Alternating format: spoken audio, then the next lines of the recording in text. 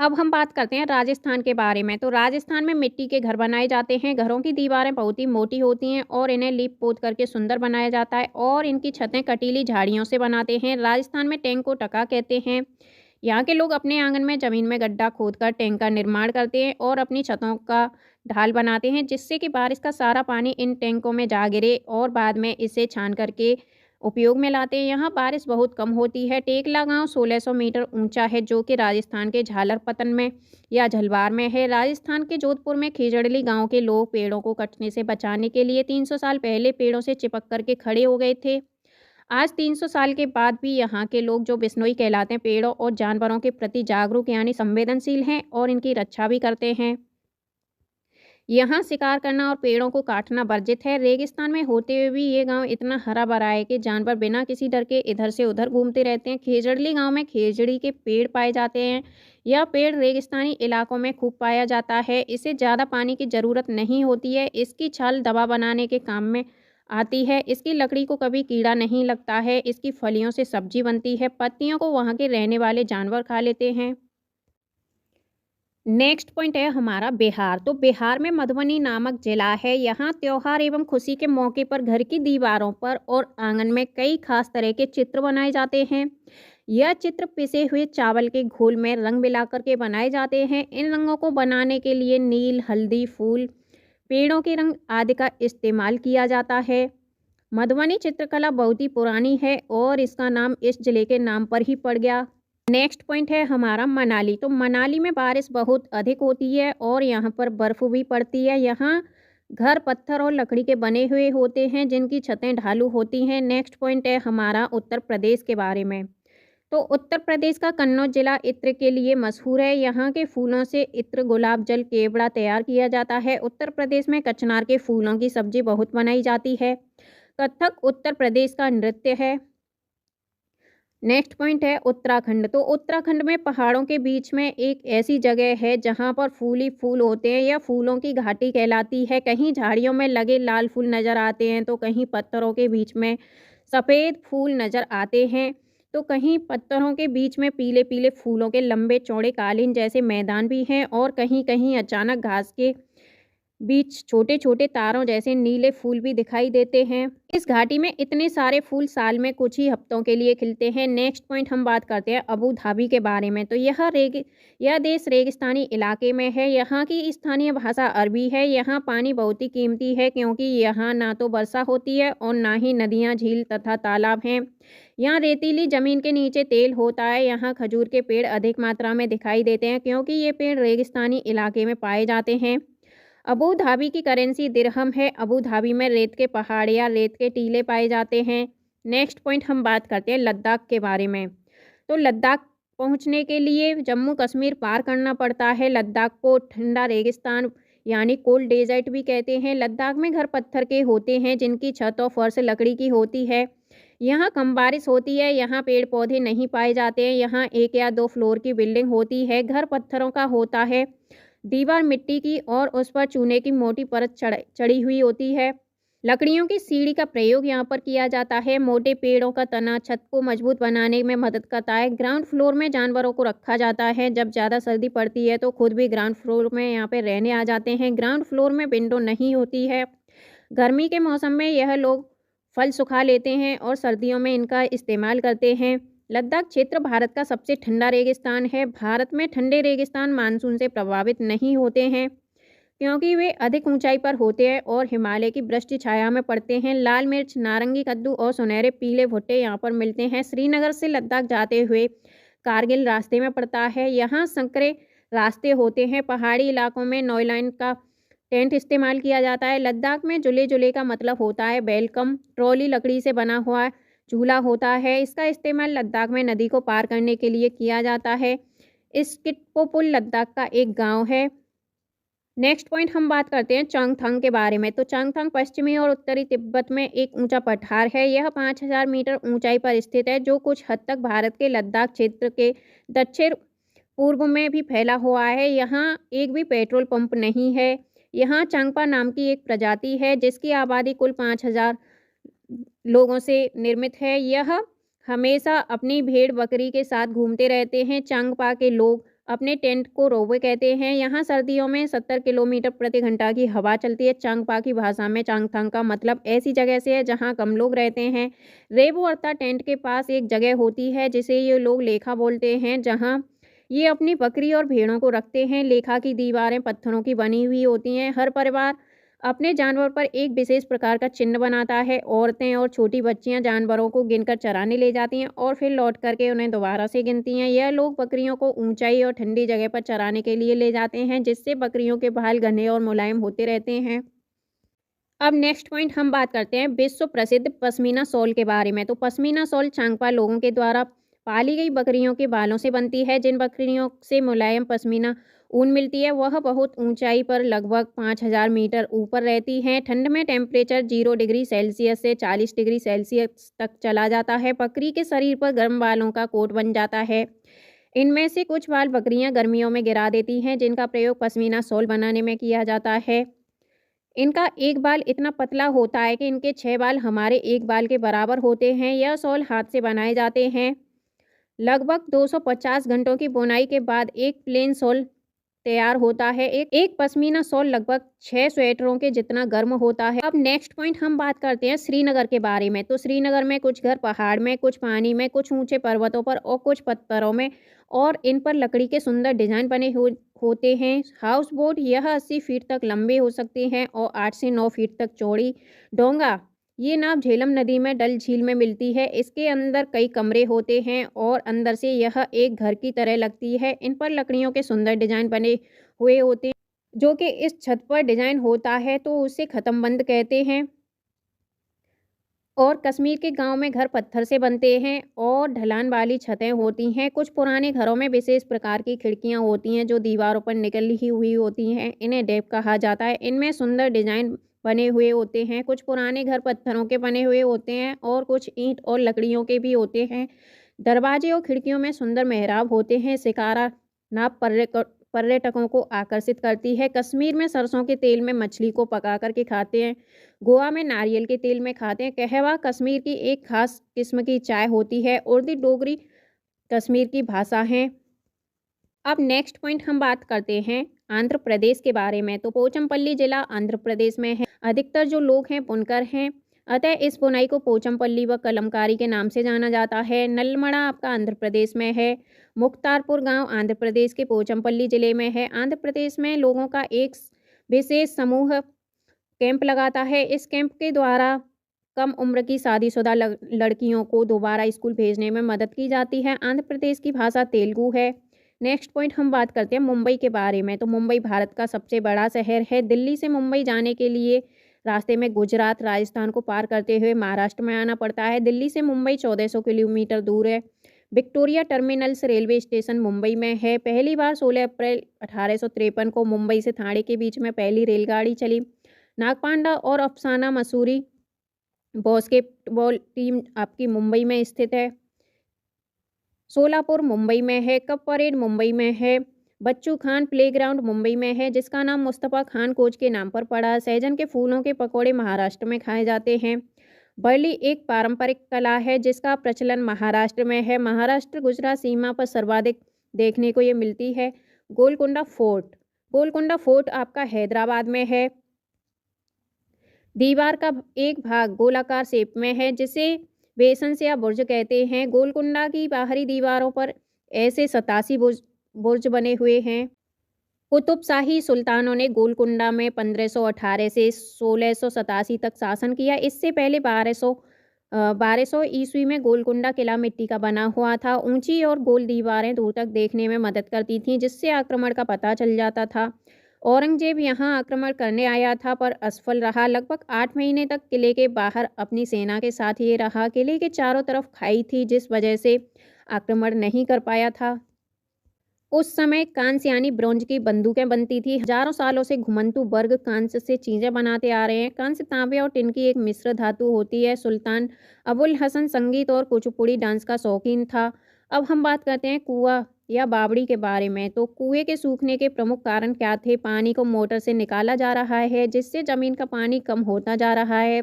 झील कम हो रही है। यहाँ पर वर्षा का जो पानी होता है वो इकट्ठा होता है और पेड़ और बर्फ पार्क के चारों ओर की जो मिट्टी होती है इसको सीमेंट से ढका जा रहा है, जिससे वर्षा का पानी जमीन तक नहीं पहुंचता है। सीढ़ीदार कुएं या बावड़ी जल भंडारण तथा संरक्षण की एक पारंपरिक व्यवस्था के साथ जल स्रोत के रूप में भी उपयोग में होते हैं। नेक्स्ट पॉइंट हम बात करते हैं घड़सी सर के बारे में। तो इसमें सर का मतलब होता है तालाब। इसे जैसलमेर के राजा घड़सी ने लोगों के साथ मिलकर के बनाया था। इसके दोनों तरफ पक्के घाट, सजे हुए बरामदे, कमरे और बड़े हॉल आदि होते हैं। मीलों तक फैले इस घड़सी सर में बारिश का पानी इकट्ठा होता था। तालाब इस तरह बनाया गया था कि जब वह पानी से भर जाता है तब बाकी पानी बहकर नीचे बने हुए तालाब में चला जाता है। जब वह भी लबालब भर जाता है तो पानी तीसरे तालाब में चला जाता है। इस तरह से 9 तालाब एक दूसरे से आपस में जुड़े हुए होते थे पूरे साल, यानी पानी की कोई परेशानी यहाँ पर नहीं होती थी। पर आज घड़सीसर जैसे उजड़ सा गया है। 9 तालाबों के रास्ते में मकान और कॉलोनियाँ बन गई हैं। यहाँ इकट्ठा होने वाला पानी अब तालाब की तरफ न जाकर के बेकार का बह जाता है। अब हम बात करते हैं मृत सागर के बारे में। वैसे तो सभी सागरों के पानी में नमक होता है, लेकिन मृत सागर जो है दुनिया का सबसे नमकीन सागर है। इतना नमकीन है कि लगभग 1 लीटर पानी में 300 ग्राम यहाँ पर नमक पाया जाता है। मृत सागर में हम ऐसे तैर सकते हैं जैसे कि हम आराम से लेटे हों। जल में ऑक्सीजन की कमी के कारण मछलियां मर जाती हैं। पानी को साफ करने का सबसे अच्छा तरीका होता है पानी को उबालना। गंदा पानी पीने से दस्त और हैजा हो सकते हैं। दस्त या उल्टी से शरीर का पानी सारा बाहर निकल जाता है। लिंगहू फिन सांप के मांस से बनाया जाने वाला पकवान है, जिसे हांगकांग में खाया जाता है।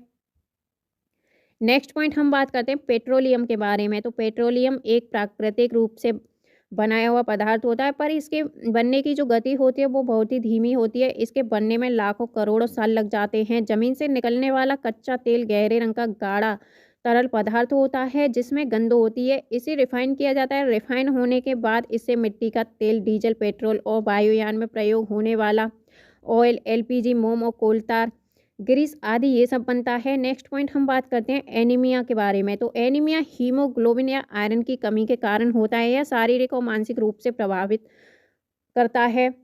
इससे बच्चे ठीक से पढ़ते नहीं हैं और उनका एनर्जी लेवल जो होता है वो बहुत ही कम हो जाता है, क्योंकि पढ़ाई में इससे ध्यान भी नहीं रह पाता। मलेरिया की बात करते हैं। तो मलेरिया बुखार में कपकपी और ठंड लगती है। रोनाल्डो रॉस ने सबसे पहले बताया कि मलेरिया मच्छरों के काटने के कारण होता है। ये भारतीय मूल के थे। मलेरिया को दूर करने की दवाई सिनकोना पेड़ की छाल से बनाई जाती है। लोहा, तो गुड़, आंवला और हरे पत्तेदार सब्जियों में ये मिलता है। भूख लगने का पता मस्तिष्क के हाइपोथैलेमस के कारण पता चलता है। जीभ पर 4 तरह की 900 ग्रंथियां होती हैं। चबाकर खाने से टाइलिन निकलकर स्टार्च का माल्टोज शुगर में बदल देता है, जिससे भोजन मीठा लगने लगता है। पकाने के तरीके होते हैं भूनकर, उबालकर, तलकर और सेककर। हमारे पेट का टेम्परेचर 30 डिग्री सेल्सियस होता है और पेट में पाए जाने वाले रस अम्लीय होते हैं और ये भोजन को पचाने में सहायता करता है। अचार रखने के लिए कांच के जार को और बोतल को अच्छे से सुखाया जाता है ताकि नमी उसमें ना रह जाए, अदरवाइज अचार खराब भी हो सकता है। जब दस्त लगते हैं या उल्टियाँ होती हैं तो हमारे शरीर से बहुत सारा पानी बाहर निकल जाता है। यह शरीर के लिए हानिकारक हो सकता है, इसीलिए ज़रूरी है कि शरीर में पानी की कमी पूरी हो जाए। जब उल्टियाँ या दस्त हों तब तक थोड़ी थोड़ी देर में पानी को पीते रहना चाहिए। पानी में शक्कर और नमक भी मिला लेना चाहिए। बहुत छोटे छोटे बच्चों को माँ का दूध पिलाते रहना चाहिए, बहुत ज़रूरी है। बीमारी रोकने के लिए दवाइयाँ जो घरेलू भी हो सकती हैं इन्हें भी ले लेना चाहिए। नेक्स्ट पॉइंट हम बात करते हैं ब्रेल लिपि के बारे में। तो एक मोटे कागज़ पर एक नुकीली चीज़ से 6 बिंदुओं को उभारा जाता है। फिर उभरे हुए बिंदुओं पर उंगलियों के सहारे इन्हें स्पर्श करते हुए पढ़ा जाता है। यह ब्रेल लिपि कहलाती है। लुइस ब्रेल फ्रांस के निवासी थे। 3 साल की उम्र में अपने पिता के औजारों से खेलते हुए इनकी आंखों की रोशनी चली गई थी। पढ़ाई में बहुत रुचि होने के कारण यह पढ़ने और लिखने के विभिन्न तरीकों को सोचने लगे और फिर एक तरीका निकाला। बाद में लुइस स्क्रिप्ट के नाम से इस तरीके को जाना गया। यह स्क्रिप्ट 6 बिंदुओं पर आधारित होती है। अब यह कंप्यूटर के प्रयोग से भी लिखी जा सकती है। अब हम बात करते हैं नेशनल पार्क के बारे में। तो Jim Corbett national park Uttarakhand में और यहाँ हाथी और चीते पाए जाते हैं। काजीरंगा राष्ट्रीय पार्क असम में है। यह एक सींग वाले गैंडे के लिए मशहूर है और यहाँ हाथी और चीते भी पाए जाते हैं। बांदीपुर राष्ट्रीय पार्क कर्नाटक में है। यहाँ हाथी और चीता पाए जाते हैं। भारत का पहला राष्ट्रीय उद्यान जिम कॉर्बेट राष्ट्रीय उद्यान है। भारत का सबसे बड़ा राष्ट्रीय उद्यान हिमेश लेह जम्मू कश्मीर में है। सबसे छोटा राष्ट्रीय पार्क साउथ बटन आपका अंडमान निकोबार में है। देश में सबसे अधिक राष्ट्रीय पार्क मध्य प्रदेश में है। विश्व का एकमात्र तैरता हुआ राष्ट्रीय उद्यान केबुल लामजाओ जो कि आपका मणिपुर में है। देश का सबसे बड़ा बाघ अभ्यारण्य नागार्जुन सागर आंध्र प्रदेश में है। कोंकणी गोवा की भाषा है। पर पैर की हड्डी टूटने पर 6 सप्ताह का प्लास्टर चढ़ता है। सबसे ज़्यादा चावल उड़ीसा के कालाहांडी जिले में उगाया जाता है। डेरा गाजी खान पाकिस्तान में, सोहना गांव हरियाणा में है। सोहना से दिल्ली जाते हुए गुड़गांव रास्ते में पड़ता है। गिजुभाई बधेका गुजरात में रहते थे। वे बच्चों के लिए मज़ेदार किस्से, कहानियाँ और पत्र लिखा करते थे।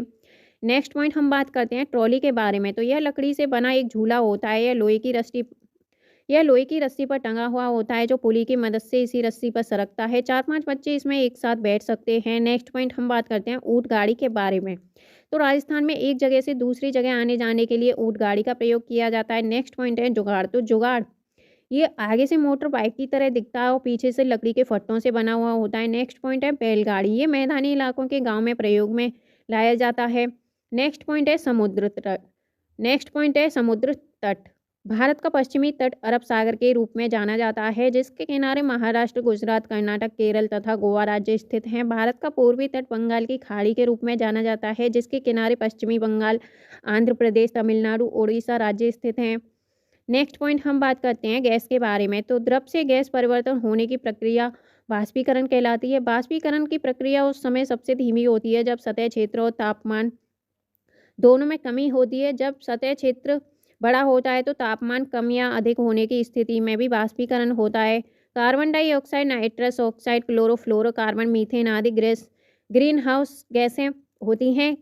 ये गैसें जलवायु परिवर्तन के लिए जिम्मेदार होती हैं और इनसे विश्व में गर्मी बढ़ रही है। भारत में क्लोरोफ्लोरोकार्बन पर रोक लगा दी गई है। नेक्स्ट पॉइंट हम बात करते हैं सांप के बारे में। तो सांप सरीसृप प्रजाति का जीव है। ऐसे जीव जो खिसक कर के चलते हैं सरीसृप कहलाते हैं। इसकी औसत आयु 10 से 12 साल होती है।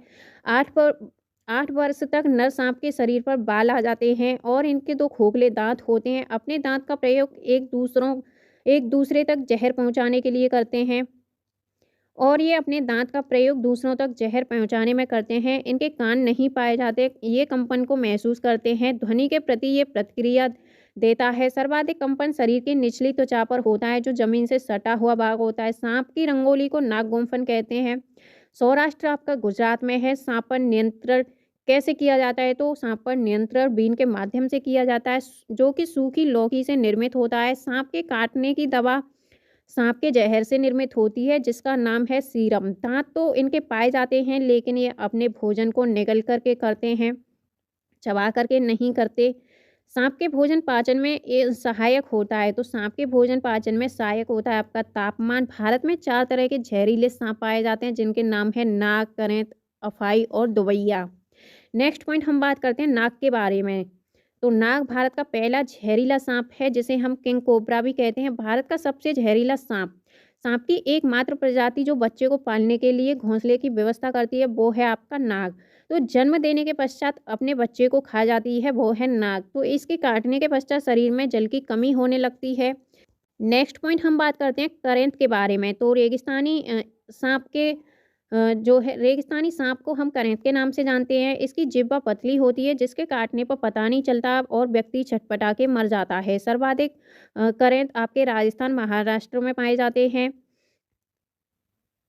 अब हम बात करते हैं अफाई के बारे में। तो ये पर्यावरण के रंग का होता है। पूरे भारत में पाया जाने वाला सांप होता है ये और इसे साइलेंट किलर के नाम से जाना जाता है। अफाई से सामना केवल रात में ही होता है इसीलिए इनको रात्रिचर के नाम से जाना जाता है। नेक्स्ट पॉइंट हम बात करते हैं दुवैया के बारे में। तो इसे 2 मुँहा सांप कहा जाता है। सबसे कम समय में इसे मृत्यु हो जाती है। काटकर पलटने वाला जीव कहलाता है। काटने पर सर्वाधिक ऐंठन होती है। नेक्स्ट पॉइंट है कालबेलिया या नागिन डांस। तो ये सर्वाधिक राजस्थान और गुजरात में होता है। नागगुम्फन सांपों की एक रंगोली जो कि गुजरात में होती है। नेक्स्ट पॉइंट है केंचुआ। तो केंचुआ की औसत आयु 8 वर्ष है। औसत लंबाई 14 इंच है। किसानों का मित्र जो कि मिट्टी को भुरभुरा बनाता है। इसके मिट्टी में ऑक्सीजन का प्रवाह बढ़ जाता है, मृदा उपजाऊ बनती है। अपघटक श्रेणी खरपतवार नष्ट करने में इसकी महत्वपूर्ण भूमिका होती है। इसका सामान्य रंग जो होता है भूरा होता है। नेक्स्ट पॉइंट है डॉल्फिन के बारे में। तो यह एक जलीय जीव है, सबसे बुद्धिमान जलीय जीव इसे कहा जाता है। अलग-अलग भाषा बोलने वाले जलीय जीवों की श्रेणी में ये आता है। मनुष्यों से दोस्ती करने वाले जलीय जीवों जीव कहा जाता है। भारत का राष्ट्रीय जलीय जीव इसे कहा जाता है। अंधी डॉल्फिन सूसू के नाम से इसे जाना जाता है। भारत में गंगा नदी में प्रयागराज से हल्दिया के मध्य में ये पाए जाते हैं। कछुआ वन्यजीव अभ्यारण्य आपका बिहार वाराणसी संरक्षण है इसका, कछुआ डॉल्फिन का। ब्लू व्हेल, अब हम बात करते हैं ब्लू व्हेल के बारे में। तो पृथ्वी का सबसे भारी जीव, सबसे घातक जलीय शिकारी, औसत आयु इसकी 90 वर्ष, फेफड़ों द्वारा श्वास लेती हैं और समुद्र में सबसे ज़्यादा शिकार करती हैं। यह सर्वाधिक संख्या में या प्रशांत महासागर में पाई जाती हैं। इनके शरीर पर कुछ चिपका हुआ होता है जिसे बर्नाल्ड के नाम से जाना जाता है और इसके शिकार से भोजन ये प्राप्त करते हैं। नेक्स्ट पॉइंट हम बात करते हैं मकड़ी के बारे में। तो कीट वर्ग का अपवाद है, इसके 8 पैर होते हैं। सामान्य कीट के 6 पैर होते हैं। सामाजिक जीव नहीं मानी जाती है क्योंकि ये गंदगी फैलाती है। पृथ्वी पर पाए जाने वाले सर्वाधिक जीवों में मकड़ी तीसरे स्थान पर है।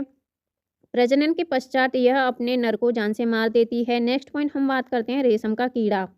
तो ये अपनी मादा को उसके गंध से कई किलोमीटर दूर से पहचान लेता है। शहतूत के पेड़ों पर ये पाला जाता है। उत्पादन इसका सेरीकल्चर कहलाता है। नेक्स्ट पॉइंट है मधुमक्खियाँ यानी अनीता की मधुमक्खियाँ। तो छत्ता इसका बी हाइव कहलाता है। फूलों में परागण में सर्वाधिक सहायक होती हैं मधुमक्खी, इनसे शहद और ये प्राप्त करती हैं शहद।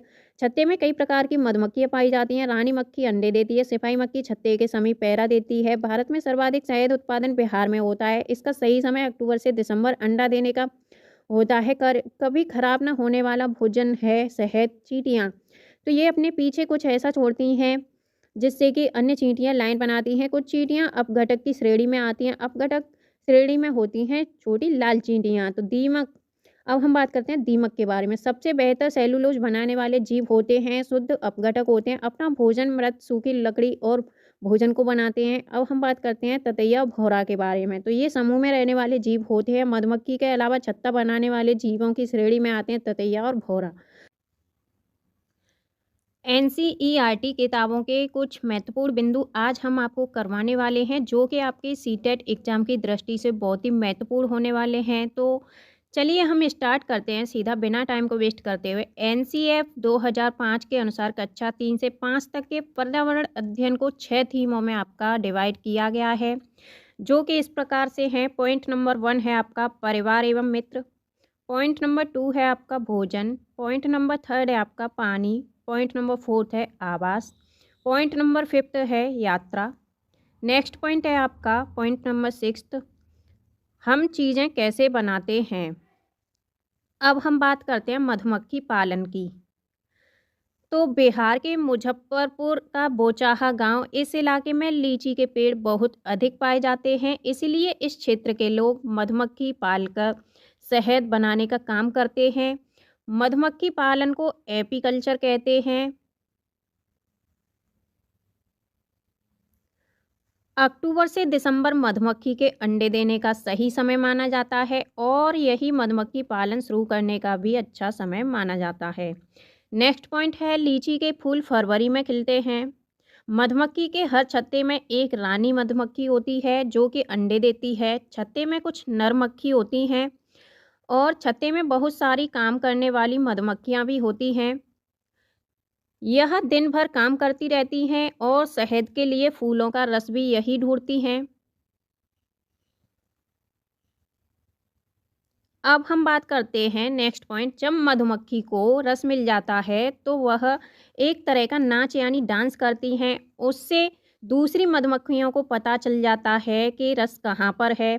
नेक्स्ट पॉइंट है वह रस से शहद बनाती हैं। छत्ता बनाने का काम भी इन्हीं का होता है और बच्चे पालने का काम भी इन्हीं का होता है।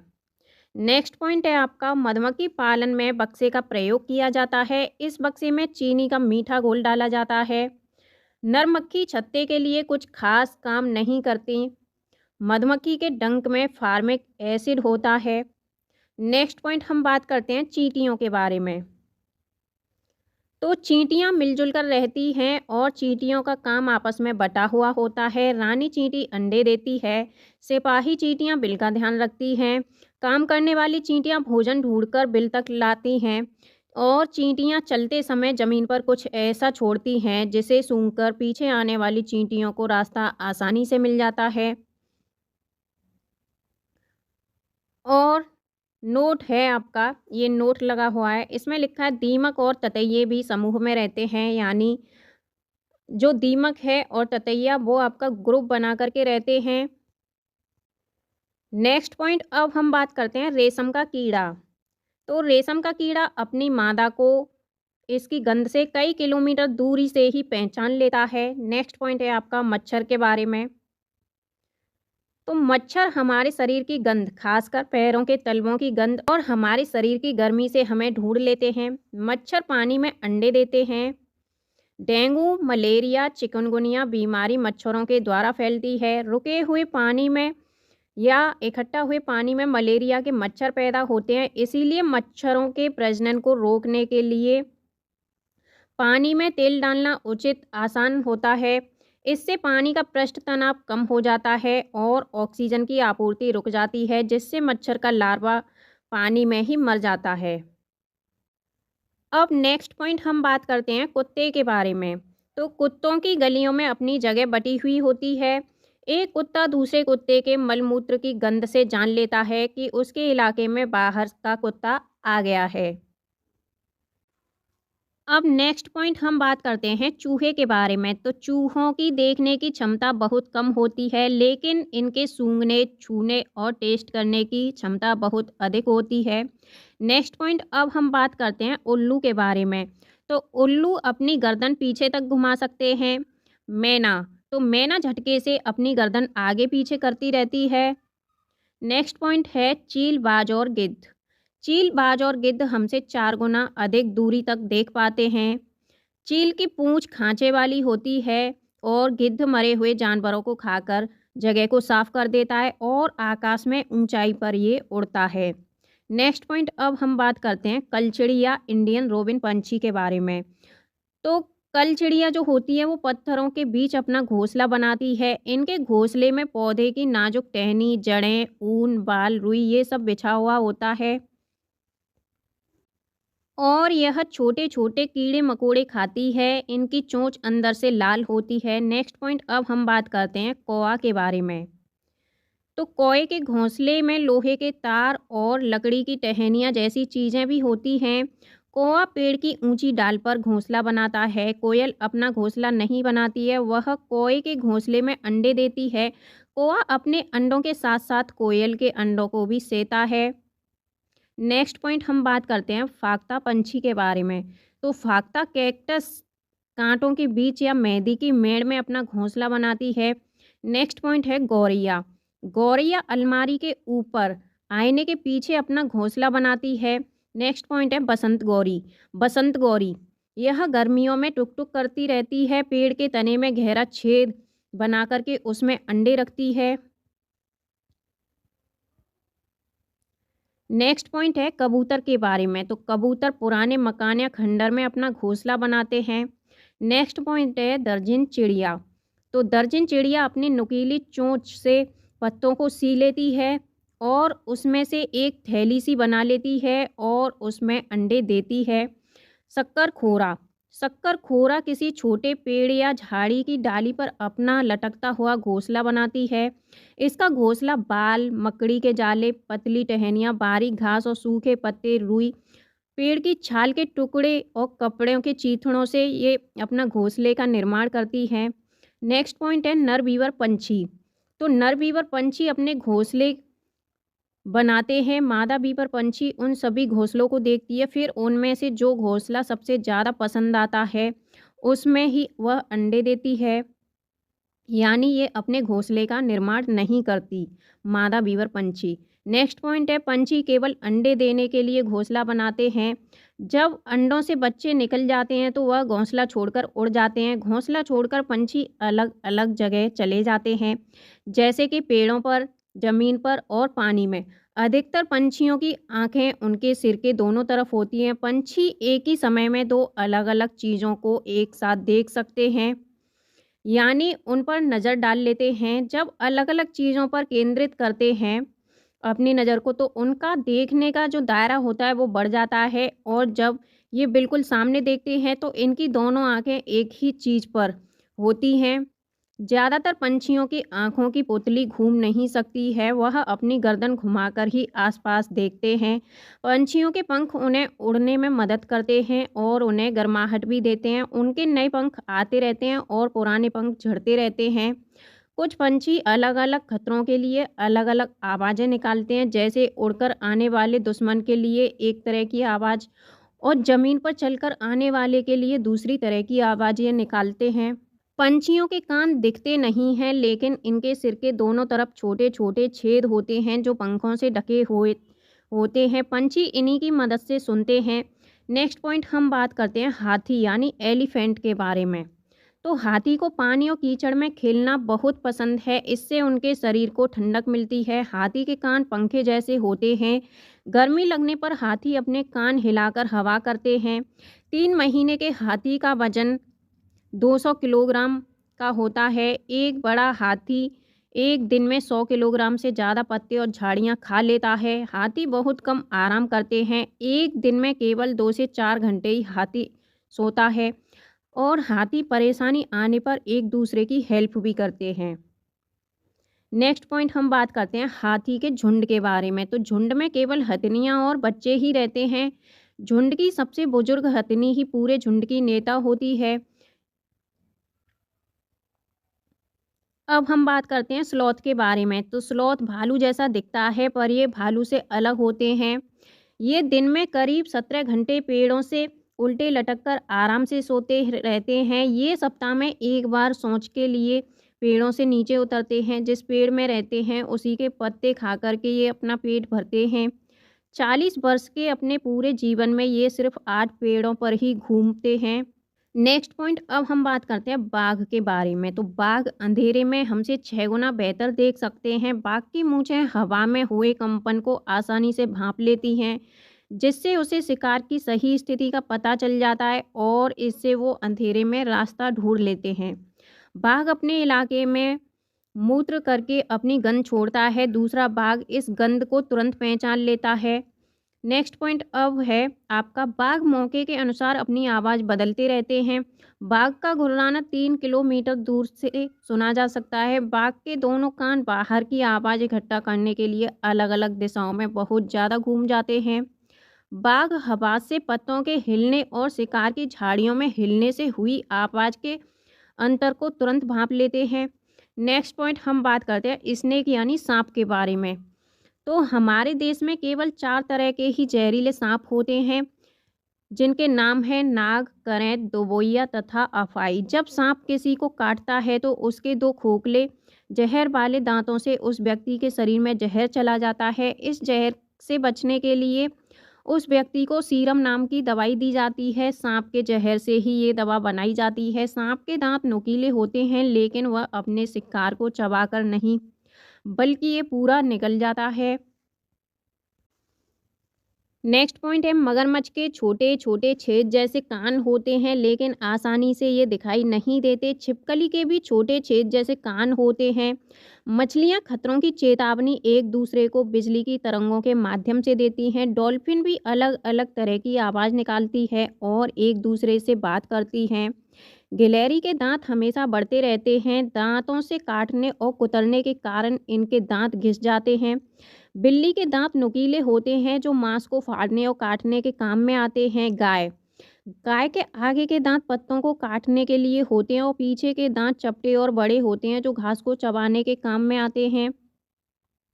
जानवर जानवरों की खाल पर जो डिजाइन होते हैं वह उनके बालों के रंग के कारण होते हैं। दिन में जागने वाले जानवर आमतौर पर कुछ रंग ही देख पाते हैं और रात में जागने वाले जानवर हर चीज़ को सफ़ेद और काली रंग में देख सकते हैं। बहुत से जानवर किसी खास मौसम में लंबी गहरी नींद में चले जाते हैं, जैसे कि छिपकली।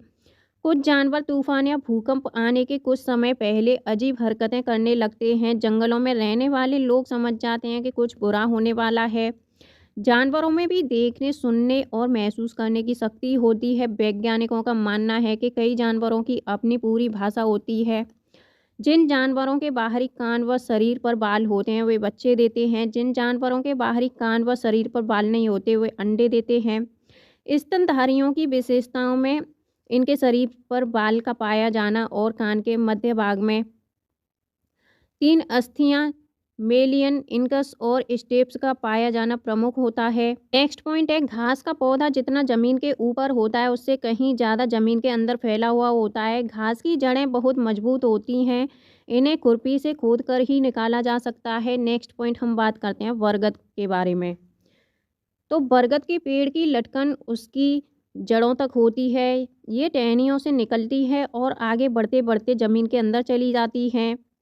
यह जड़ें मजबूत खंभों की तरह पेड़ को सहारा देती रहती हैं। नेक्स्ट पॉइंट है आपका रेगिस्तानी ओक के बारे में। तो ऑस्ट्रेलिया में रेगिस्तानी ओक पेड़ पाया जाता है जिसकी ऊंचाई 11 से 12 फीट होती है और इसकी पत्तियां बहुत कम होती हैं। नेक्स्ट पॉइंट अब हम बात करते हैं, इसकी जड़ें ज़मीन के अंदर 250 से 300 फीट तक जाती हैं जब तक पानी तक ना पहुंच जाए। यह पानी पेड़ के तनों में जमा होता रहता है। जब कभी इस इलाके में पानी नहीं होता या पानी की कमी पड़ जाती है तो वहाँ के लोग तने के अंदर पतला सा पाइप डालकर पानी निकाल लेते हैं। अब हम बात करते हैं निपेंथिस पौधे के बारे में। तो निपेंथिस नामक पौधा इंडोनेशिया, ऑस्ट्रेलिया और भारत के मेघालय में पाया जाता है। यह पौधा कीड़े मकोड़ों और छोटे जीवों का शिकार करता है। यह पौधा लंबे घड़े जैसा दिखता है जिसके ऊपर पत्ती का ढक्कन लगा होता है और इसमें से खुशबू निकलती है जिसकी वजह से कीड़े मकोड़े उसके अंदर फंस जाते हैं। निपेंथिस पौधे को घटपर्णी पौधा भी कहा जाता है। नेक्स्ट पॉइंट है बीज यानी सीड्स के बारे में। तो बीज को प्राचीन समय में सूखी लौकी में रखकर उस पर मिट्टी का लेप कर देते थे और नीम की पत्तियां इन्हें कीड़ों से बचाती थीं। नाशपाती, भिंडी, करेला, टमाटर, चीकू आदि में ये बीज होता है। मिट्टी में गोबर मिलाने से मिट्टी में कीड़ा नहीं लगता। नेक्स्ट पॉइंट है फसल के बारे में। तो फसल एक ही प्रकार की फसल उगाने से और कई केमिकल्स का यूज करने से ज़मीन बंजर हो जाती है। क्रोटोन पौधे, तो क्रोटोन पौधे ज़मीन के बारे में उसकी दिशा को बताते हैं यानी सिग्नल दे देते हैं। क्रोटोन पौधे की जड़ ज़मीन के ज़्यादा गहरी नहीं जाती। जब मिट्टी सूखने लगती है तो इस पौधे की पत्तियां सूखने लगती हैं और झड़ने लगती हैं जिससे मिट्टी का पता चल जाता है कि मिट्टी सूख रही है। तो यह एक प्रकार का सिग्नल होता है। जड़ें पौधों को सहारा देती हैं, जल तथा खनिजों को अवशोषित करती हैं और ह्यूमस उपलब्ध करवाती हैं। नेक्स्ट पॉइंट हम बात करते हैं सब्जियां। अधिकतर सब्जियां पौधों के फूल होती हैं और कुछ सब्जियां पौधों का फल भी होती हैं। हरी मिर्च, टमाटर, आलू आया है आपका साउथ अमेरिका से। गोभी और मटर आपका यूरोप से आए हैं। कॉफ़ी बीन्स और भिंडी अफ्रीका से आए हैं। सोयाबीन आपकी चीन से आई हुई है। नेक्स्ट पॉइंट हम बात करते हैं केंचुआ के बारे में। तो केंचुआ जमीन में छेद बनाकर मिट्टी को मुलायम कर देते हैं। झूम खेती के बारे में।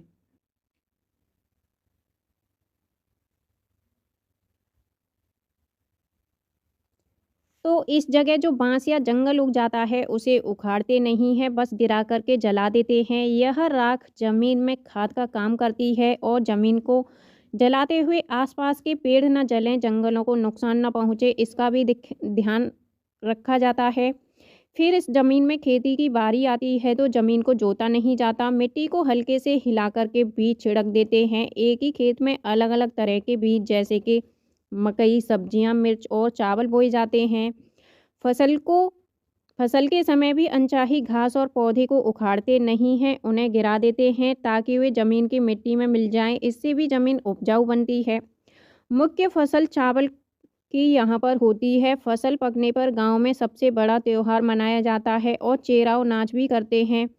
इस नाच में ज़मीन पर बांस की डंडी लेकर दो लोगों की जोड़ी आमने सामने बैठती है। ढोल की ताल पर डंडियों को ज़मीन पर पीटते हैं। डंडियों के बीच लोग कतार में खड़े होकर के कूदते और नाचते रहते हैं। स्थानांतरित जो खेती या झूम खेती आपकी उत्तर पूर्वी पर्वतीय तथा आदिवासी क्षेत्रों में की जाती है। इसे जनजातीय कृषि के नाम से भी जाना जाता है। नेक्स्ट पॉइंट है झूम खेती मिजोरम में होती है। मिजोरम की मुख्य फसल चावल है। मिजोरम में 3/4 लोग जंगल में रहते हैं। यहाँ खेती की लॉटरी निकाली जाती है। ज़मीन को साझा मानकर सभी लोगों को बारी बारी उस ज़मीन पर खेती करने का अवसर मिलता है। मिजोरम में मिजो भाषा बोली जाती है। मिजोरम में बांस के बर्तन बनाए जाते हैं।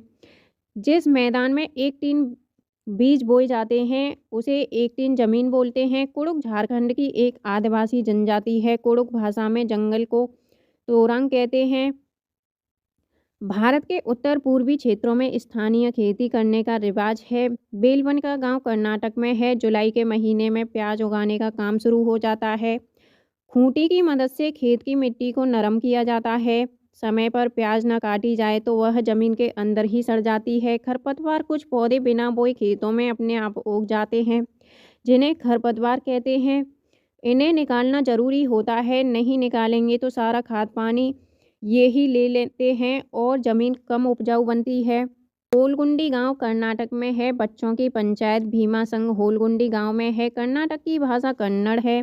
अब हम बात करते हैं नेक्स्ट पॉइंट उधियूं के बारे में। तो सर्दियों में खेत में ही ताज़ी सब्जियों को मसालों के साथ एक मटके में भरते हैं और उसको सीलबंद कर देते हैं।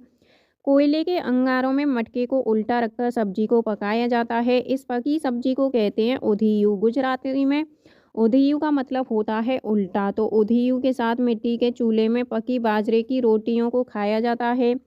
साथ में मक्खन, दही और छाछ भी ली जाती है। गांधीधाम स्टेशन गुजरात में है। गुजरात के प्रमुख खाद्य पदार्थ हैं ढोकला, चटनी और नींबू वाले चावल तथा मिठाई। बनगांव यानी बनबन का आपका गुजरात में है। गांधीधाम अहमदाबाद में है। वलसाड़ गुजरात में है। नेक्स्ट पॉइंट हम बात करते हैं दांडी यात्रा के बारे में। तो गांधी जी का कहना था, जो चीज़ें हमें कुदरत ने दी हैं उन्हें बनाने पर बंदिश कैसी।